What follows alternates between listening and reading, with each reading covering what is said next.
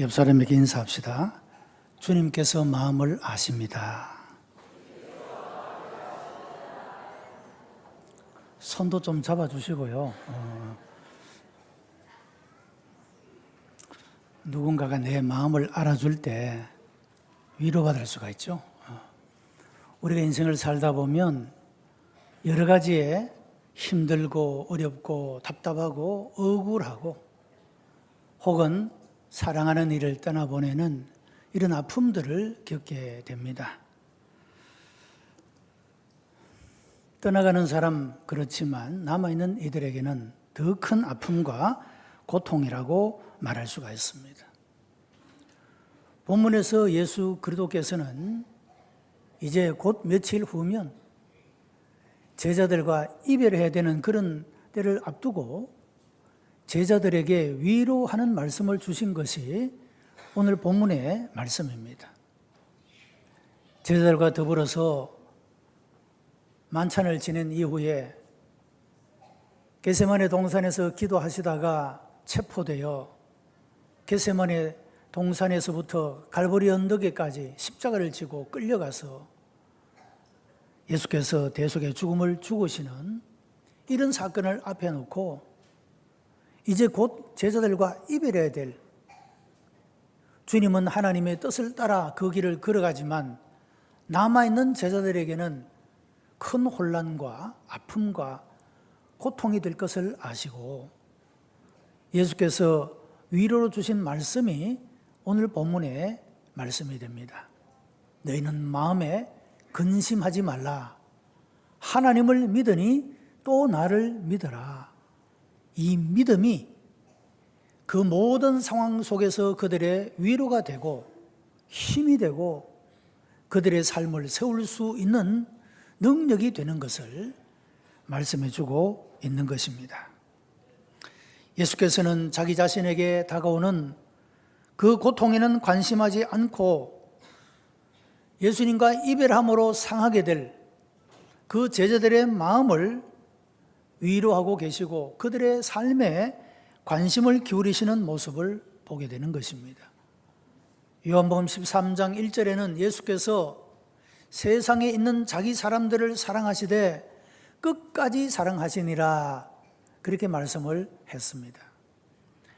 마르틴 루터라고 하는 중세 시대의 신학자는 오늘 본문인 이 말씀을 가지고 이것은 주 예수 그리스도께서 지상에 남기신 위로의 말씀들 가운데 가장 훌륭하고 위대한 설교이다.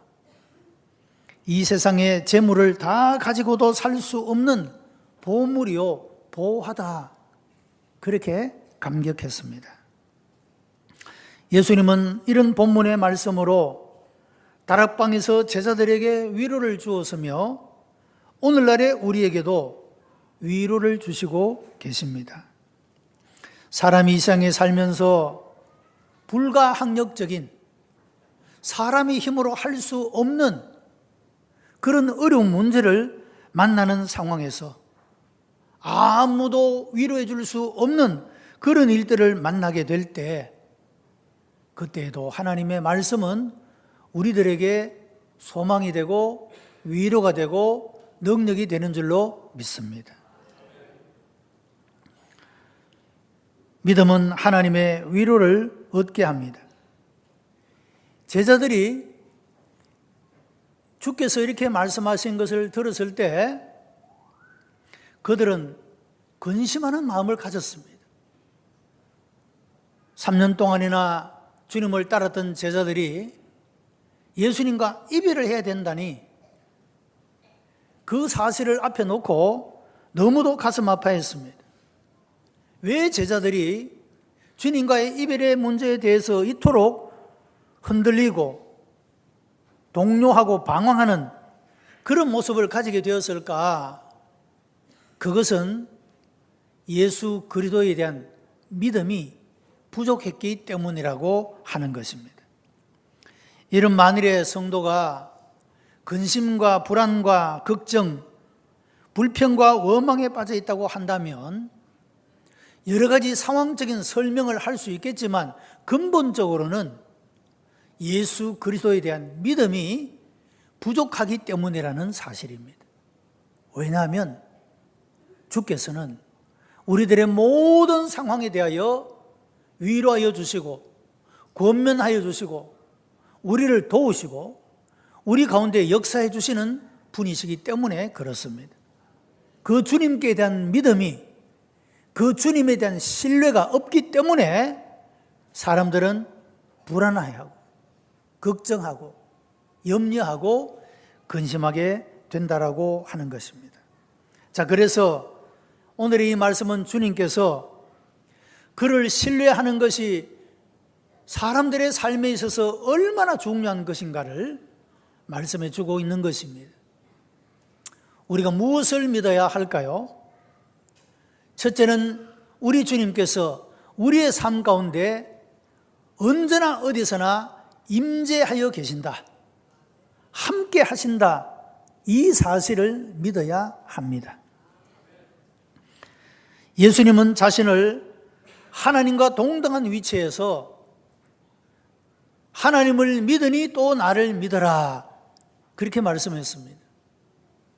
여러분, 사람들은 보이지 않는 것보다도 보이는 것에 더욱더 믿음을 가집니다. 그런데 우리가 믿는 하나님은 영적 존재이기 때문에 우리의 눈으로 볼 수가 없습니다. 그래도 우리는 하나님을 창조주로 믿습니다. 예수께서 하신 말씀이 무엇일까요? 하나님을 믿으니 또 나를 믿어라. 예수님은 사람들이 볼 수 있도록 인간의 몸을 입고 오신 하나님이십니다. 눈에 보여지기 때문에만 믿는 것이 아니라 이제 십자가의 죽음으로, 대속의 죽음으로 그 아버지의 구원의 뜻을 이루시고 다시 죽은 자 가운데서 부활하여 성천하여 가심으로 이제 더 이상 육체로 계시는 주님을 볼 수 없는 제자들과 그리고 그 후 시대에 일어날 주님의 제자들에게 주신 말씀인 것입니다. 하나님을 믿는 것처럼 또한 나를 믿어라. 내가 눈에서 이제는 육체적으로 보이지 않고 없어진다 할지라도 너희들이 하나님을 믿는 것처럼 또한 나를 믿으라고 말씀하고 있는 것입니다. 눈에서 보이지 않게 될지라도 나는 너희와 계속 함께 있을 것이니 그 믿음이 약해져서는 안 된다는 말씀인 것입니다. 신명기 31장 6절에 너는 마음을 강하게 하고 담대하게 하라. 그들을 두려워하지 말라.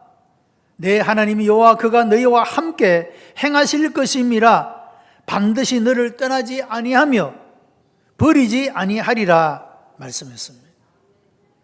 여러분, 택함 받았던 이스라엘 백성들은 이 말씀을 굳게 붙잡고 그들은 하나님이 비록 눈에 보이지 않았지만 이 약속의 말씀을 붙잡고 그들의 삶 언제든지 어느 곳에든지 하나님의 함께 하심을 믿었습니다.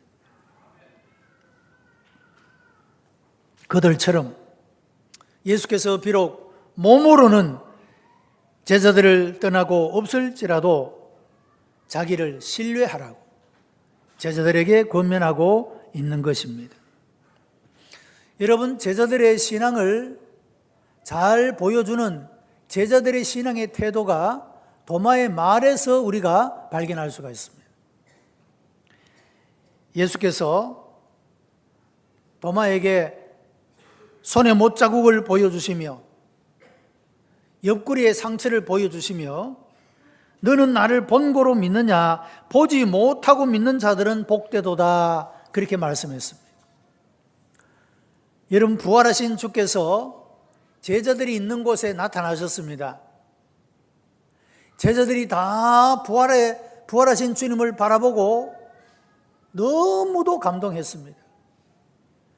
마침 그 자리에 도마가 없었는데 제자인 도마가 돌아오자 다른 제자들이 우리가 부활의 주님을 보았다고 말했습니다.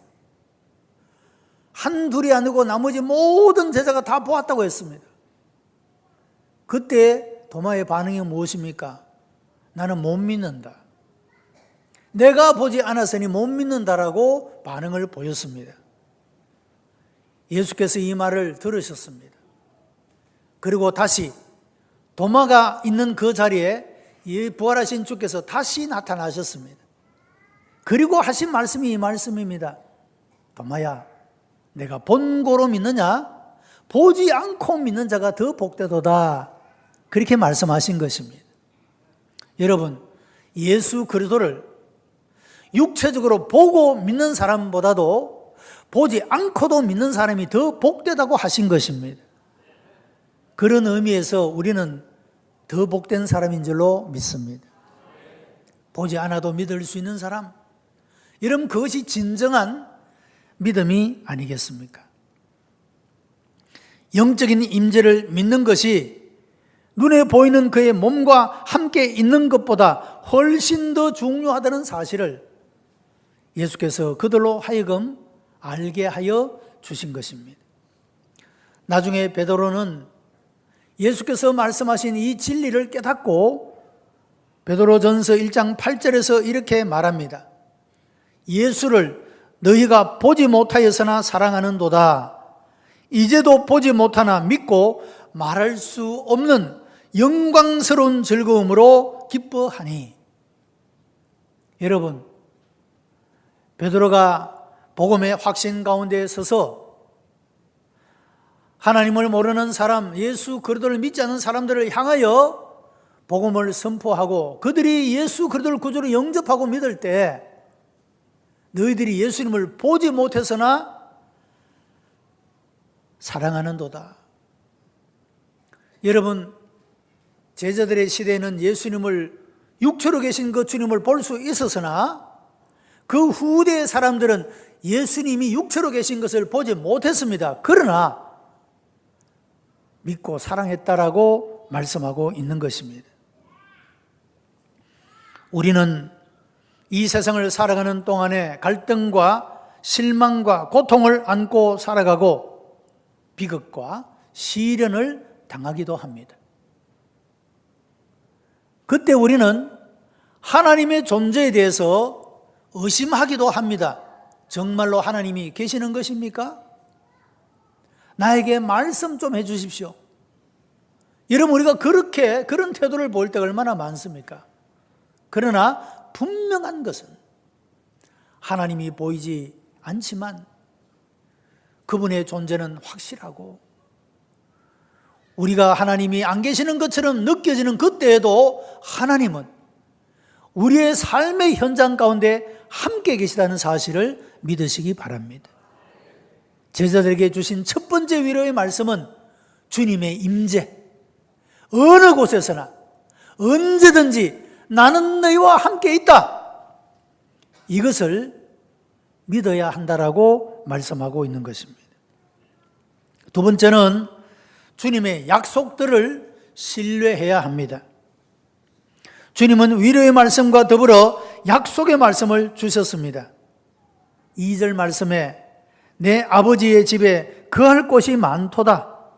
그렇지 않으면 너에게 일렀으리라. 내가 너희를 위하여 처소를 예비하러 가노니 라고 말씀을 했습니다.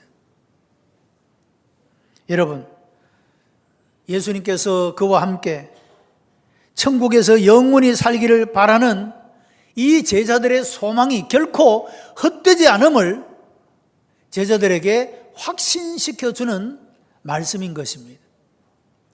자, 예수님께서 지금 떠나시는데 무엇하러 떠나시느냐? 내가 너희들이 거할 처소를 예비하기 위해서 떠난다. 그렇게 말씀하고 있다는 것입니다. 그들을 위한 준비를 하기 위해 그들을 떠나신다는 말씀입니다. 여러분, 우리가 요한계시록을 보면 역사의 종말에 이 땅에 나타날 재앙과 하나님의 심판들에 대해서 이야기를 하고 마지막에 가면 새 하늘과 새 땅에 대한 이야기가 나옵니다. 여러분, 하나님께서 이 역사에 대해서 심판하시고 재앙을 내리실 때 바다의 3분의 1이 죽고 생물의 3분의 1이 죽고 사람의 3분의 1도 죽고, 여러분 이 땅이 온통 혼란, 무질서, 아주 피비린내 나는 재앙, 이런 것들로 가득 차 있는 그런 모습을 발견하게 됩니다. 여러분 지구의 온도가 1도만 올라가도 이 세계가 온통 난립니다. 여러분 우리가 살고 있는 이 땅, 이 하늘은 성경이 말하기를 없어질 것들이라고 말합니다.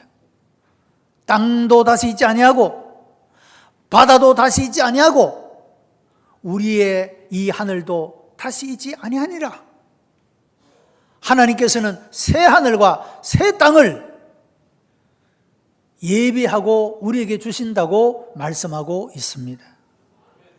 여러분 우리가 살던 집이 낡아져서 살기가 위험해지게 되면 그 집을 헐고 새로운 집을 짓습니다. 혹은 다른 곳으로, 다른 집으로 이사를 갑니다.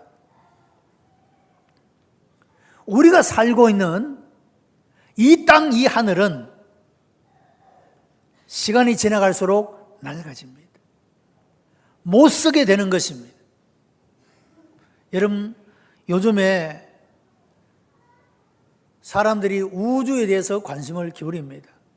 뭐 화성을 탐사하고, 이런 행성들에 대해서, 항성들에 대해서 관심을 기울이는 이유가, 중요한 이유 가운데 하나가 지구가 다 돼가니까, 이곳에서 더 이상 생존하기가 어려워지니까 대체할 땅, 여러분 그것을 찾는 것이 우주 탐사의 중요한 목적 가운데 하나입니다.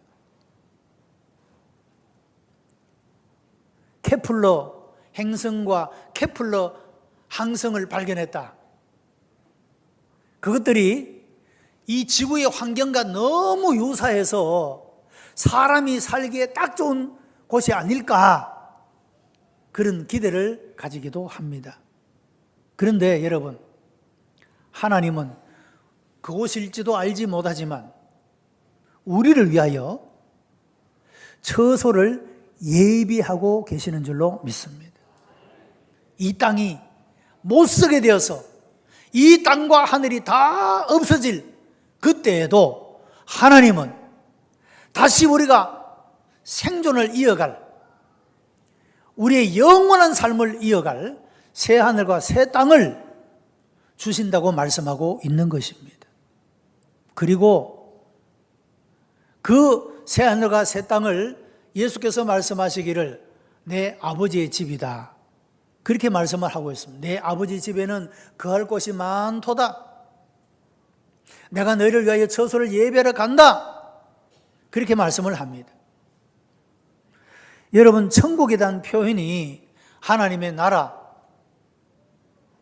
하나님의 왕국, 또 이렇게 아버지의 집, 이렇게 표현을 하고 있는데, 특별히 하나님의 나라를 아버지의 집이라고 하는 것은 대단히 큰 의미가 있다, 그렇게 말할 수가 있는 것입니다.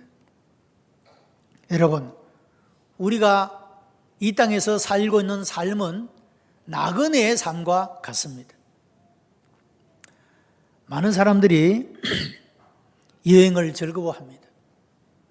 그런데 여행이 아무리 즐거워도 돌아갈 집이 없다면 피곤할 것입니다. 답답할 것입니다. 여러분, 즐거운 여행을 하고 와서도 집에 와서 모든 사람들이 하는 말이 뭡니까? 집이 제일 좋다. 다 그렇게 말하죠. 여행 잘하고 왔지만 집이 제일 좋다. 그곳에 안식이 있기 때문에 그런 것이죠. 마찬가지입니다, 여러분. 우리가 살고 있는 이 땅의 삶은 나그네의 삶이고, 우리의 본향, 우리의 본집은 하나님이 예비하고 계십니다. 새 하늘과 새 땅. 그래서 예수님은 내 아버지 집에 거할 곳이 많다, 내가 너희를 위하여 이 집을 예비하기 위해서 간다라고 말씀하고 있는 겁니다.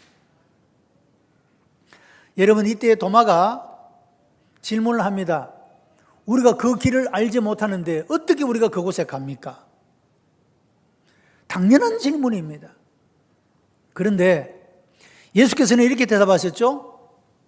걱정할 것 없어. 왜냐하면 내가 그 집을 다 예비한 다음에 내가 너희를 데리러 올 거야.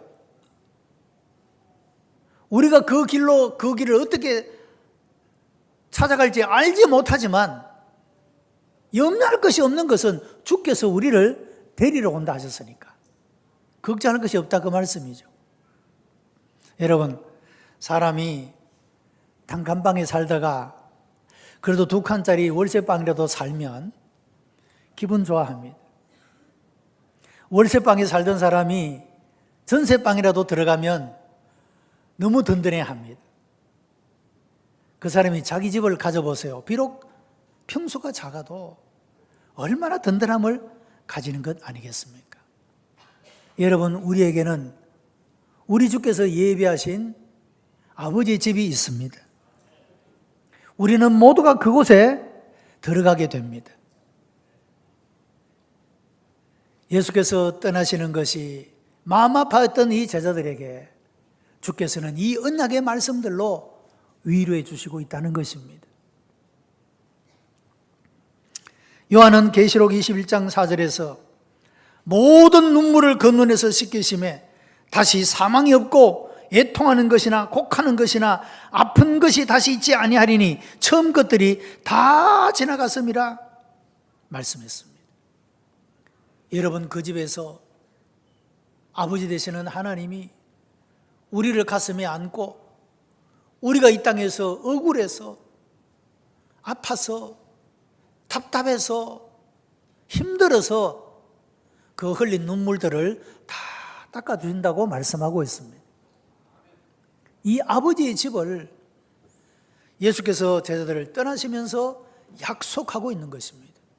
여러분, 우리가 이 하나님의 언약을, 우리가 이 주님의 언약을 믿고 살아가게 될 때 우리는 세상이 줄 수 없는 큰 위로를 얻을 수가 있는 것입니다.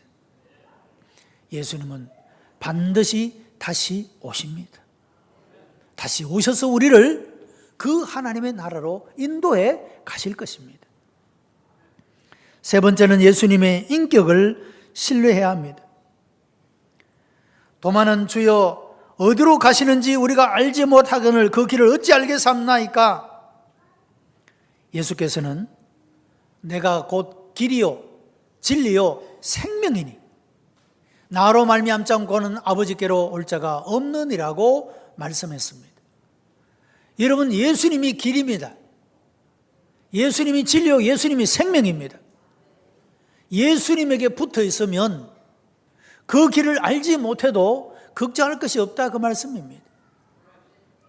여러분, 중요한 것은 이 예수님 자신을 우리가 믿느냐 믿지 못하느냐, 이것이 중요하다 그 말씀이죠.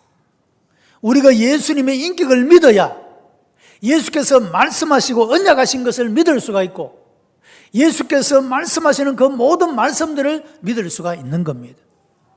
예수님을 믿을 수 없다면, 그 인격을 신뢰할 수 없다면 그가 약속하신 것도 믿지 못하게 되는 것입니다.